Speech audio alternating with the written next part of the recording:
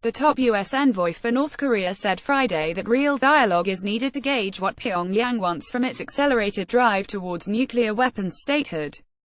Joseph Yun's comments came after U.S. Secretary of State Rex Tillerson created a stir by appearing to open a door to direct talks with the North without preconditions, a major policy shift that the White House swiftly rode back on. "It's very hard to discern what their intent is without, as I said, having a real dialogue," Yoon, the U.S. Special Representative on North Korea policy, said of the reclusive regime. "We are open to dialogue. And we hope they will agree to have a dialogue," he told reporters in Bangkok.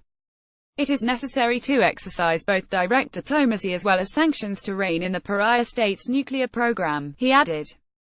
Yoon is in Bangkok as part of a December 11-15 trip that also included a stop in Japan, as Washington seeks to shore up regional support for its maximum pressure campaign in response to Pyongyang's increasingly powerful nuclear and ballistic missile tests. Tillerson has driven the global diplomatic effort to stifle the North's economy through a series of UN sanctions. But the top diplomat appeared to soften his stance earlier this week, saying Washington was ready to negotiate with the North without preconditions, following a period of calm. When asked whether Pyongyang would need to meet any specific or even minimum prerequisites before a dialogue could begin, Yoon's "Side Me Boss" statement addresses that. "I think we have to start," and he mentioned "we are open to dialogue, and let's see how they respond."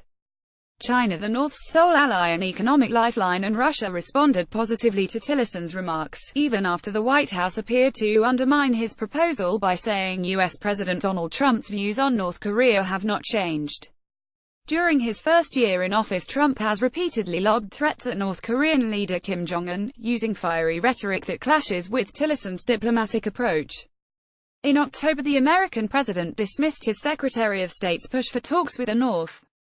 He tweeted that Tillerson was wasting his time trying to negotiate with Little Rocket Man, his favored epithet for Kim.